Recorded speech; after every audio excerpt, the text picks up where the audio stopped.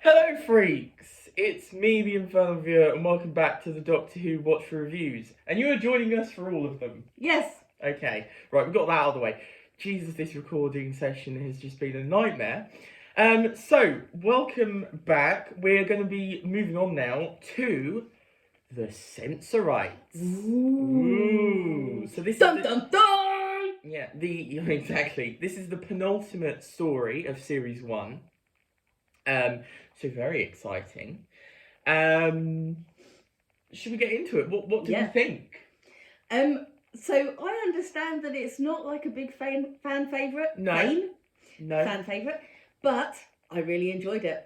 Yeah, no, I did too. I thought it was actually really good. And in the words of Skunk and Nancy, yes, it's political. Yeah.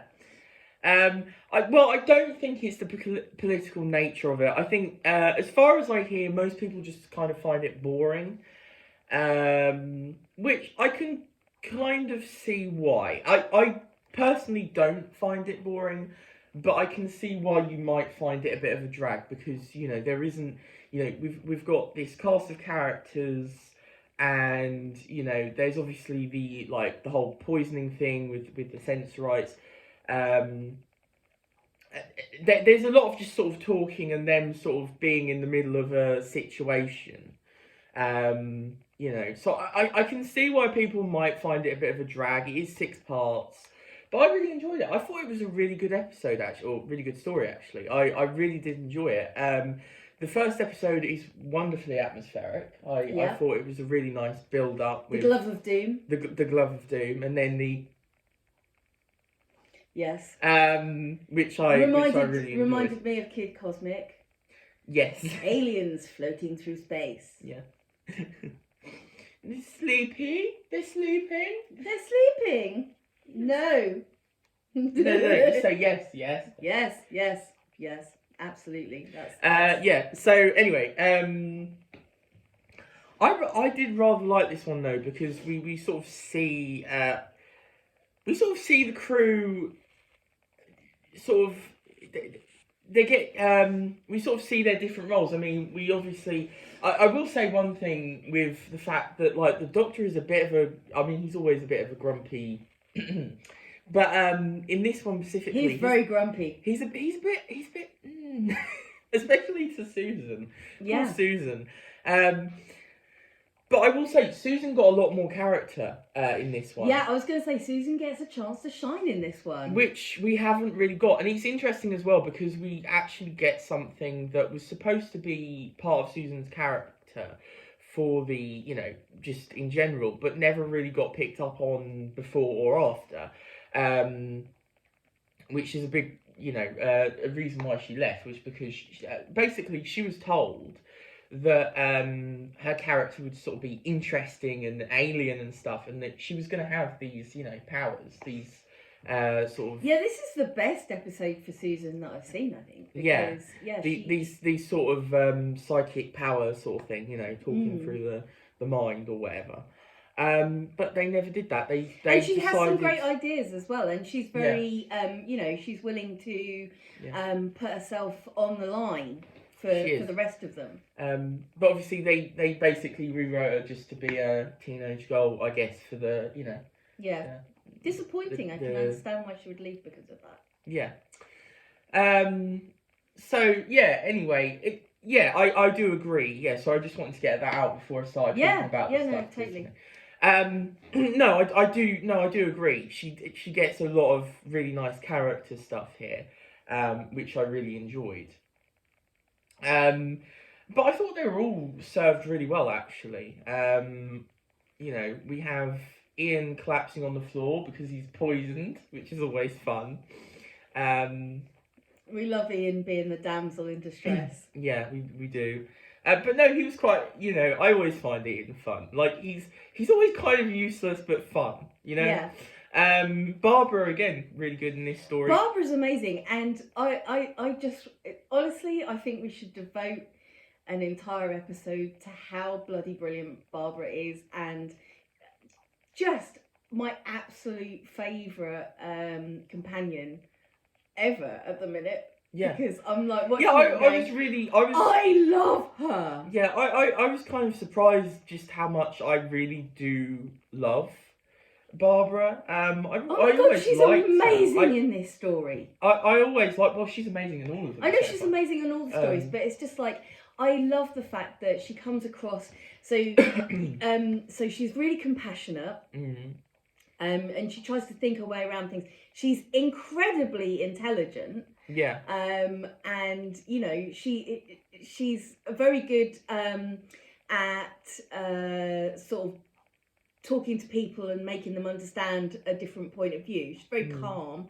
And I was just thinking, does she get dropped off back at where she was? You know, because I'm like, she would be an amazing teacher, and all the kids that, you know, because like the first time when she wants to go and see Susan, it is literally to make the doctor, or her grandfather, I mean, you know, as they think he's just like a normal grandfather and has no interest in her, to make him pay more attention to her, and you know, so she's got really good intentions, and I think if she wasn't dropped back off at the school, and I don't know if she was or not, but well, we'll see. Yeah. Well, I know, but like, all the kids would have been like, "Wow, they lost an absolutely brilliant teacher." I mean, that is what a teacher should be. Yeah, she's amazing. I love her. I do know what happens to them both, so you know you'll see. But you know, yeah, I'm excited. I don't know, and I'm not reading anything about it. So cool. But yeah, so this is a rather interesting one as well, because we get the sensorites, who, funnily enough, are sort of, I think, sort of the cousins to the Ood. I was gonna say they reminded me of the Ood. Yeah, well, there's the Ood sphere and then the sense sphere. They actually are cousins to the Ood. Yeah. Oh my god, that's amazing. Because I thought they were. They're sort of a similar, you know, offshoot of the species, basically. I'm really excited by this episode. I love the fact that I get really excited by the episodes that are not fan favourites.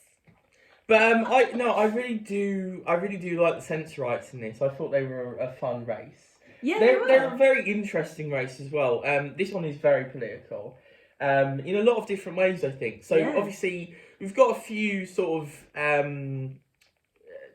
we've got sort of one main villain for most of it, and then, you know, one later on, or a couple later on. Well, it's fantastic because obviously you start off with, it's kind of a misdirection, really, because you know, you sort of joined on. You go onto the spacecraft with like the humans, and you think, oh my goodness, you know, these sensorites, they're really evil, they're killing everyone off and making them go crazy and stuff. Yeah. And, you know, as it unfolds, you realise it's not quite as simple as that. No, exactly. Well, it's a nice, like you say, misdirection, you know, a bit of a flip of the script, because you then sort of understand that actually the sensorites are, you know, good people in reality, but they're just, you know, obviously worried about the humans for good reason. Yes, exactly. I mean, it's an interesting one because it sort of shows all sides of the nature. So we obviously got, you know, the humans who, I mean, obviously beyond the dreams of avarice. I quite like that little thing. It's like such a random little, okay, let's do that. That's what he's going to say. You know. Dreams of avarice, yes. Yeah. But yeah, so, you know, we've got the human side, but also we've got the sensorite side, because we also have this guy with the collar. I forget what his name is. But basically, he's a sensorite, by the way. And he's a bit of an evil, but there's good reason for it, but in a way, because basically he doesn't trust humans. He wants to just basically wipe them out. Because of what happened in the past, because of you know. I mean, it is really a very strong sort of thing where you go, if you don't look at something from another person's perspective, and I mean, obviously, the humans are going there, and they, you know, they find out that the planet's really rich in something, metaphor for oil, presumably, and so they're like, oh, we want to just strip it of all these riches, and, you know, just leave it to it, to run itself into the ground. And obviously something that Britain and America has done a lot in the past. So has gone off and started wars for the purpose of getting even more wealth and destroying other countries. And it's not surprising that some people uprise, and that, but Do you want to sit more in this side? I'm because sorry. You're sort of really at the corner there. I'm sorry. Yeah. Well, Yeah. But I thought this story jogged along at a really nice pace. And I really liked all the character interactions. I thought the characters were really interesting, and like the society of the sensorites was really interesting. I would have really liked, to maybe have seen more of the sensorite, the sensphere, and all of that. To be honest. Yeah. Because we only really catch small glimpses of it. And it's interesting because obviously we only really see the high class people. It was the only thing we see. So I'd be interested to see, what exactly it is like. Yeah. Down below, because he sort of. Yeah, exactly. Because I mean, when you start out, when they first get there, they say, we drink the crystal water, and everybody else has to put up with this aqueduct water, which they say is great, but it's like it is killing people off. Well, to be fair, it's not their fault. I know it's not their fault, but it's like, you could have found this out. I mean, I know that they did tests and everything, but clearly not enough, because it was like one particular place. Well, I think a big part of this as well is the idea of like trust and the fact. So this guy, this controller or whatever, the main head of the high leader. The leader of the sensorites. Like basically is way too trustful, and it's that sort of idea of you have to earn trust, and because. But it is a good job that he does in a way, because otherwise he probably wouldn't have listened to. Well, exactly, because there is that sort of double-sided thing of obviously you need to be open, but I think it's more sort of like basically you have to have them prove to you that you can trust them, basically, rather than just openly go, well, I can trust anybody. But yeah, you sort of have to be in that sort of double kind of. Well, you have to take into account as well,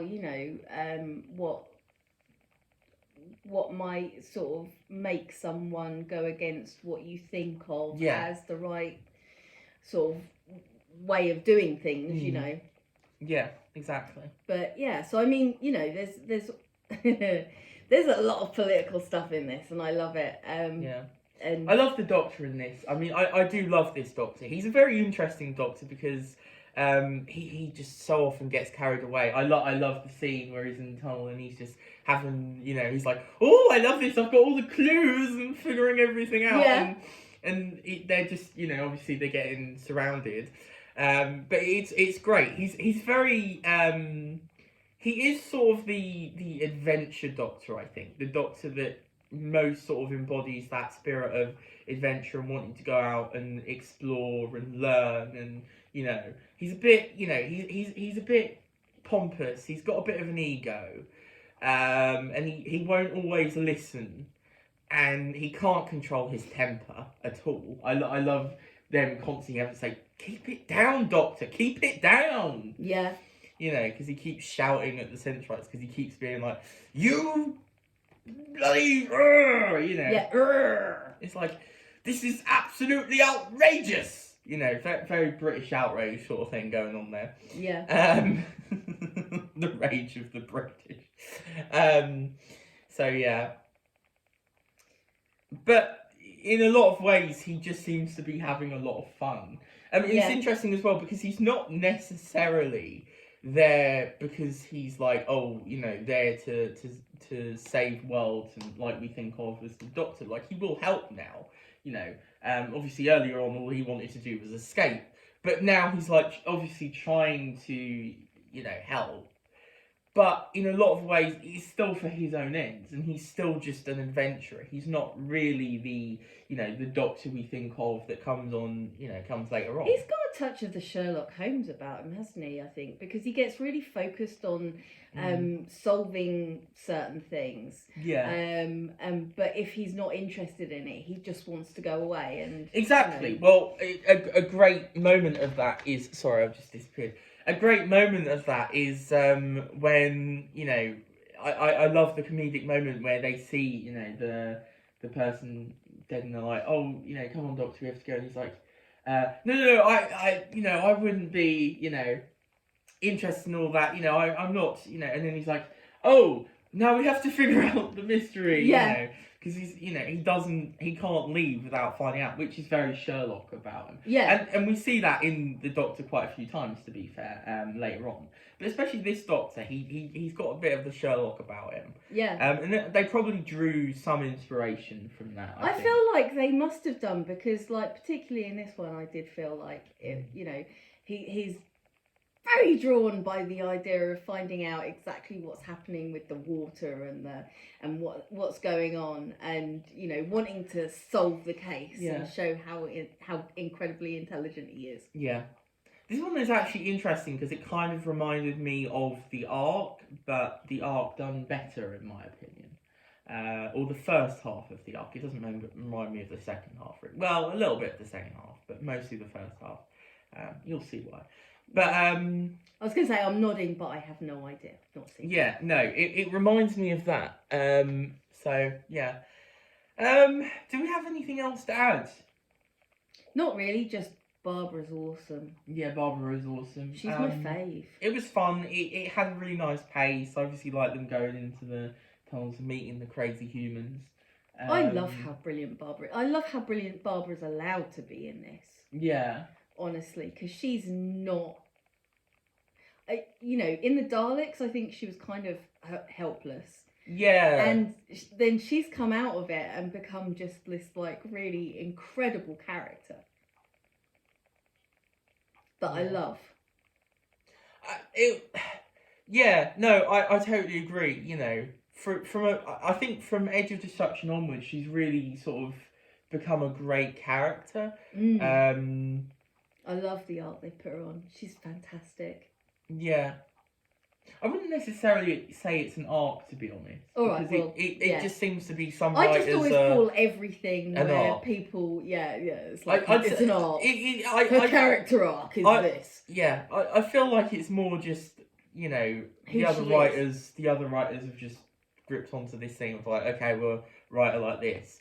And I'm here for it. I am really here because we had it. I feel like we had it in An Earthly Child as well. Like she wasn't. Yeah, exactly. Like I say, in the first episode, she was really in the other episode as well. I think. Yeah, I just remember what she was like in the first episode because when she was like really trying to advocate for Susan. Yeah.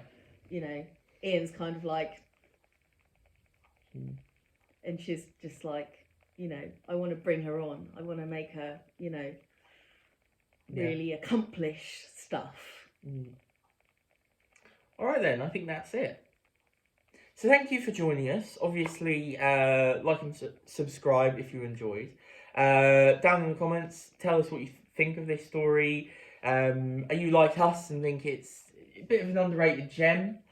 Or do you go, it's boring? Or, or are you just in the middle about it? We'd love... Right, it just stopped recording, so I'm going to quickly get the ending spiel out of the way. Yeah, so there's links to the podcast, Blathering On podcast, that I do with you, Mum. We talk about TV, films and books. There's also a link to the Twitter, @BlatheringPod, down there. I think that's it, so join us next time. Bye-bye! If you want to, obviously.